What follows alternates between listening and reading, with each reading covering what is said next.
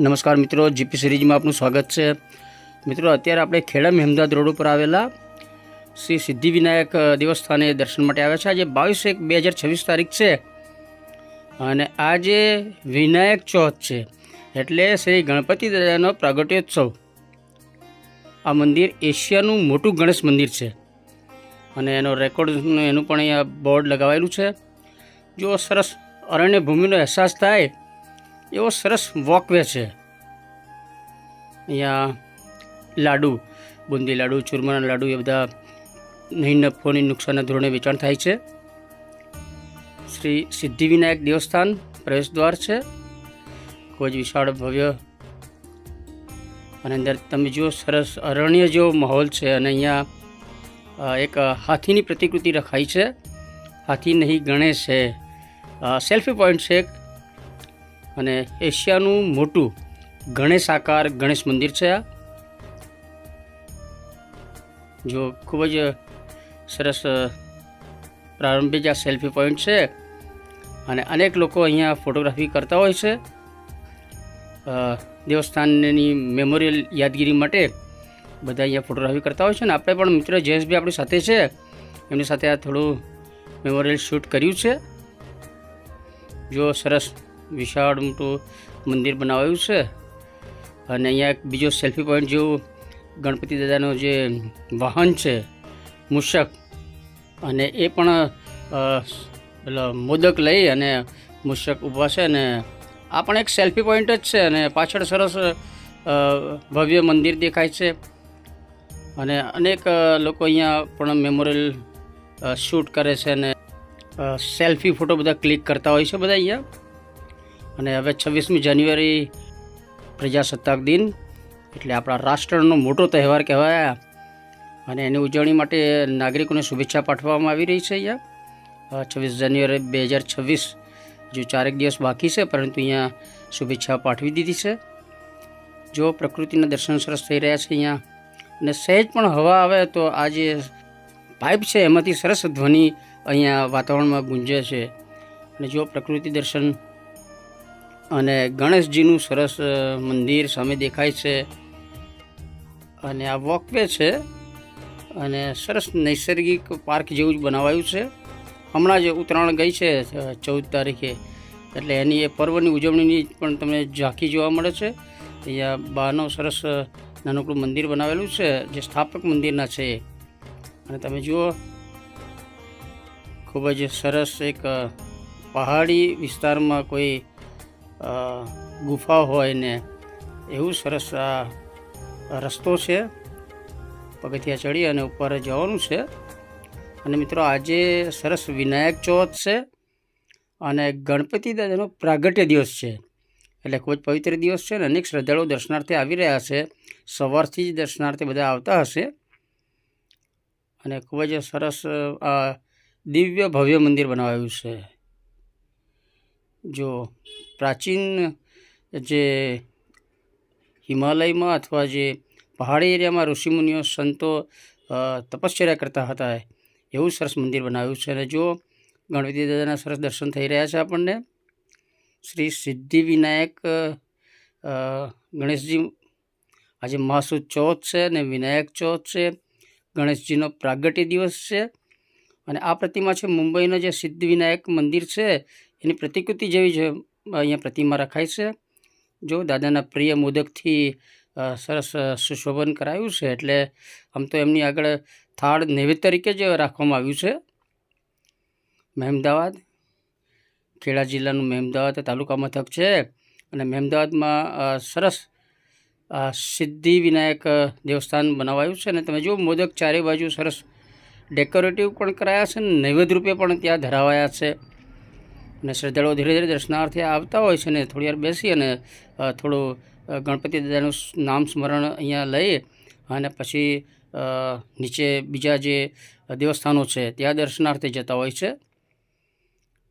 જયેશભાઈ છે એ પણ થોડું શૂટ કરી રહ્યા છે અને હવે દેવસ્થાનનો જે સમય છે અત્યારે દર્શનનો સમય હવે થોડો સમયમાં પૂર્ણ થાય છે, એટલે હમણાં હવે પડદા રાખી દેવામાં આવશે। પાછળ સરસ પેલી હુંડી છે ભગવાનને કોઈ મેસેજ પહોંચાડવો હોય તો એમાં આપણે દાન કરી અને મેસેજ મોકલાવી શકાય એવું સરસ એવી વ્યવસ્થા કરાઈ છે. મંદિરનો આ ગર્ભગૃહ છે એમ કહી શકાય, એટલે બહુ વિશાળ મોટું ગર્ભગૃહ છે અને જો 200-300 માણસો આરામથી ચારે બાજુ બેસી શકે એવી વ્યવસ્થા છે અહીંયા. અને અહીંયા સરસ દાદાના દર્શન થઈ રહ્યા છે, ગણપતિ દાદા, ગણેશજી. અને અહીંયા મૂષક છે, એના કાનમાં આપણે જે આપણી લાગણી હોય, આપણી જે મનોકામના હોય એ આ મૂષકના કાનમાં કહીએ એટલે ગણપતિ દાદા સુધી વાત આ પહોંચાડી દે એવી માન્યતા છે.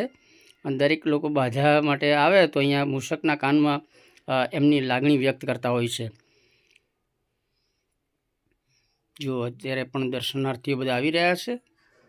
પાછળ હોડી છે, એમાં બધા પૈસા નાખતા હોય છે અને પોતાની લાગણી પણ વ્યક્ત કરતા હોય છે. અને હવે ટૂંક જ સમય છે, દર્શનનો સમય આમ તો પૂરો થઈ ગયો છે, એટલે હવે પડદા પાડી દેવામાં આવશે ને માઘ મહિનાના શુક્લ પક્ષની આ ચોથ છે, તારીખ 22/1/2026 છે.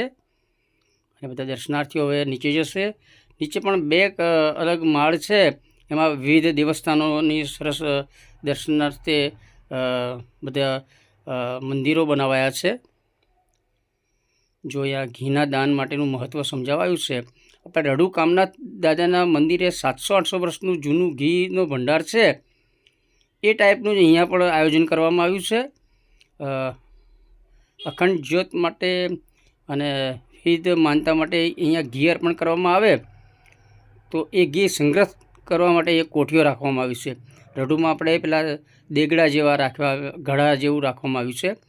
અને એ ઘીનો ભંડાર છે એની સામે જ આ વિશાળ શિવલિંગના દર્શન થાય છે. રુદ્રાક્ષથી શિવલિંગ બનાવાયું છે.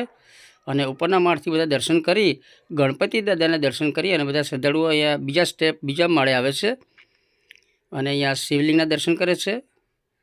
અહીં 12 જ્યોતિર્લિંગના દર્શન થાય છે. આપણા જે પવિત્ર 12 શિવલિંગ છે, શિવાલયો છે, એ શિવલિંગની સ્થાપના કરવામાં આવી છે. 12 જ્યોતિર્લિંગ જે છે એના પણ સરસ દર્શન થાય છે. અને પાછળ ઘીનો ભંડાર શરૂ કરાયો છે. જો બધા દર્શન કરી રહ્યા છે અને વિશાળ મોટું રુદ્રાક્ષથી બનાવાયેલું શિવલિંગ છે. હવે ઊંધો સીધો સાથીઓ કરવાની એક કંઈ પરંપરા છે. આપણે ગણપતપુરા કોર્ટમાં જે સિસ્ટમ છે, એટલે કોઈ બાધા માનતા અથવા કોઈ સંકલ્પ કરો તો અહીંયા ઊંધો સાથીઓ કરી અને સંકલ્પ કરવાનો અને બાધા કામ પૂરું થઈ જાય એટલે અહીંયા અને બાધા પૂરી કરવા માટે સીધો સાથીઓ કરવાનો એવી માન્યતા છે. અને એ પ્રમાણે અહીંયા 2 માળમાં આવી વ્યવસ્થા કરવામાં આવી છે ને ઘણા બધા મોટા પ્રમાણમાં શ્રદ્ધાળુઓ અહીંયા ઊંધા સીધા સાથીઓ કરતા હોય છે. જયેશભાઈ છે અહીંયા ઊભા રહીને એમણે પણ થોડું વિડીયો શૂટ કર્યું છે એમની ચેનલ માટે. નીચે જુઓ બધા સરસ બાળકો રમી રહ્યા છે અને વડીલો બધા ક્લિક ફોટો કરી રહ્યા છે. હવે વિશ્વના અનેક દેશોમાં જે સનાતન સંપ્રદાય સંસ્કૃતિ ફેલાયેલી હતી એ દરમિયાન વિશ્વના અનેક દેશોમાં ગણેશ મંદિર હતા અને એની પ્રતિકૃતિ જેવા અહીંયા ગણપતિની પ્રતિમા બનાવાઈ છે. એનો થોડો નજારો આપણે જોઈશું. જો અહીંયા કંબોડિયામાં જે મંદિર હતું એમાં આવા ગણેશજીની પ્રતિમા હતી.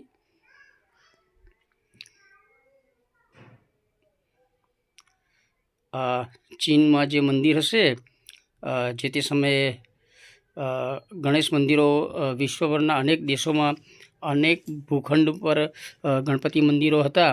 જો અફઘાનિસ્તાનમાં પણ આવા ગણપતિની પ્રતિમા હતી અને મંદિર હતું. અત્યારે તો બાંગ્લાદેશ અને અફઘાનિસ્તાનમાં કદાચ આ મંદિરો નહીં રહ્યા હોય, પરંતુ અનાદિકાળથી આ બધા દેશની અંદર ગણપતિના મંદિરો હતા જ. થાઈલેન્ડ છે, થાઈલેન્ડમાં તો જો કે હજુ આપણી સંસ્કૃતિ છે. કંબોડિયા અને થાઈલેન્ડ ને બધા દેશોમાં તો હજુ ગણેશની પ્રતિમાને શિલ્પ સ્થાપત્યો પણ મંદિરોમાં જોવા મળે છે. પરંતુ અફઘાનિસ્તાન અને બાંગ્લાદેશ અને મોહનદશે પાકિસ્તાનમાં જે આવા બધા મંદિરો હતા એ તોડી નાખવામાં આવ્યા છે.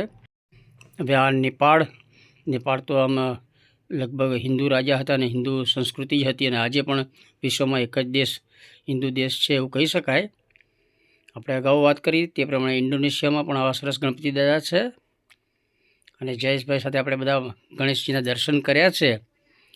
અફઘાનિસ્તાનના ગણપતિ છે અત્યારે કદાચ એ મંદિરો અફઘાનિસ્તાનમાં નહીં હોય એવું આપણે માની લઈએ છીએ. દેશમાં અનેક જગ્યાએ ગણપતિ મંદિરો જે છે મોટા નામાંકિત, એ ગણપતિ પ્રતિમાઓની પ્રતિકૃતિ અત્યારે અહીંયા જોવા મળે છે. પૂનાની આજુબાજુના મંદિરો છે, વિશાળ મોટા ગણપતિ મંદિરો ત્યાં પણ છે, અને એની પ્રતિકૃતિ જેવા ગણપતિ દાદાના દર્શન આપણે કરી રહ્યા છીએ. સેકન્ડ ફ્લોર છે, બીજા માળે છે. અહીંયા અનેક બધા ધાર્મિક અનુષ્ઠાનો કરી શકાય એવું બધું છે. અર્બુદામાં એમનું સરસ પહાડી જેવું બનાવી અને એમાં માતાજીની સ્થાપના કરી છે. અર્બુદા એટલે આબુ, આપણે અર્બુદા માતાજી, આબુ રોડ, આબુ પહાડ, અને તે અહીંયા માતાજીના સિંહવાહિની માં અર્બુદાના આપણે દર્શન કરી રહ્યા છીએ. ખૂબ જ સરસ ભવ્ય સિંહાસન બનાવ્યું છે, ગોલ્ડન.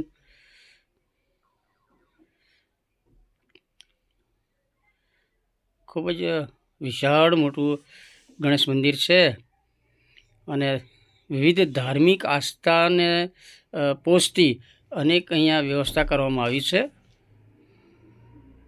અહીંયા પ્રસાદને આયુર્વેદિક દવાને એવું પણ અહીંયા વેચાણ થાય છે સામે.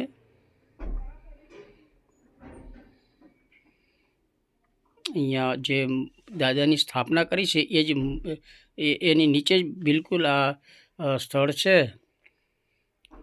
અને કુંભ દાનપાત્ર છે. અહીંયા પણ સરસ કળશ કુંભ કહી શકાય એવું પાત્ર રાખવામાં આવ્યું છે. અહીંયા આ તુલા છે.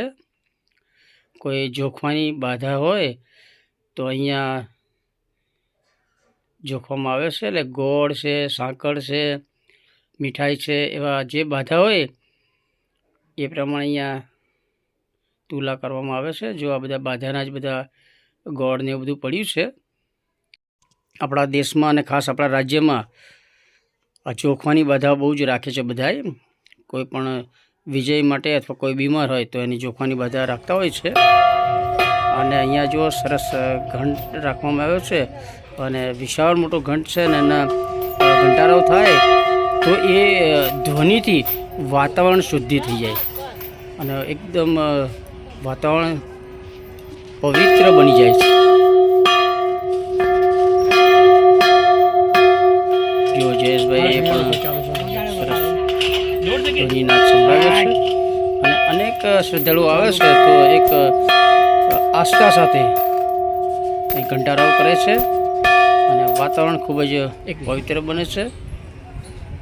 અને અનેક શ્રદ્ધાળુઓ અહીંયા જોયું થોડા કોઈન્સ સિક્કા પણ રાખ્યા છે એમણે. હવે જો અહીંયા એક આકડાનું વૃક્ષ છે, અને એ વૃક્ષ અહીંયા અરણ્ય જેવું હતું, બધું જંગલ જેવું હતું. નદીનો ભાટા વિસ્તાર છે, આ બાજુમાં જ નદી વહે છે. પરંતુ જે આ આંકડો છે એના કારણે જ, આ પવિત્ર આંકડાને કારણે જ દાદા મુંબઈથી અહીંયા આવ્યા છે. જો એ ફૂડ કોર્ટ છે, અને અહીંયા એક લાઇટ માટેનો કદાચ આ મોટો પોલ ઊભો કરાયો છે, અને આ બાજુના જ ગામના બધા યુવાનો સ્વયંસેવકો છે. મંદિરમાં જ્યારે તમે કોઈ પણ કામ કરો તો એ કાર સેવા જ કહી શકાય. અને તમે થોડું મહેનતાણું લઈને પણ કામ કરો, પણ મંદિરની સેવા કરો ને તો એક નસીબની વાત છે. અને એ યુવાનો બધા અત્યારે મંદિરની સેવા જ કરી રહ્યા છે એમ કહી શકાય. મંદિર પ્રાંગણમાં જ આ વિશાળ મોટો પોલ છે, કદાચ લાઇટનો જ પોલ છે. અને દૂર થોડા એક બહાર નીકળીએ તો બહારથી પાર્કિંગ એરિયામાંથી અંદર મંદિરમાં સીધું આવી શકાય એવી વ્યવસ્થા થઈ છે. એની બાજુમાં જ તમે જો બધા ગજરાજની સરસ પ્રતિમાઓ રાખવામાં આવી છે. વચ્ચે મોટા વિશાળ ગજરાજ છે, અને આજુબાજુ નાના મદેનિયા જેવા ગજરાજ રાખવામાં આવે છે. એટલે આ એક એમનો પરિવાર હોય ને એવું જ અહીંયા સરસ શિલ્પ છે, સેલ્ફી પોઈન્ટ જેવું છે. અને એ બેઠક વ્યવસ્થા પણ સરસ છે, અને આગળ માર્કેટ જેવું છે, અને ખરીદી બધી થાય છે, બજાર છે, અને પછી પ્લે ગ્રાઉન્ડ છે. એટલે બાળકોને માટે વિવિધ મનોરંજનની બધી આગળ ગેમ ને એવું બધું છે. તો મિત્રો આ વિનાયક ચોથ ગણપતિ દાદાના પ્રાગટ્ય દિવને આપણે મેમદાદ સિદ્ધ વિનાયક મંદિરે દર્શન કર્યા હતા. એનો નાનકડો વિડીયો આપણે શેર કરીએ છીએ. આ વિડીયો આપને ગમે તો એને લાઈક કરો, શેર કરો, કોમેન્ટ બોક્સમાં જય ગણેશ લખો. જય હિન્દ, વંદે ગુજરાત.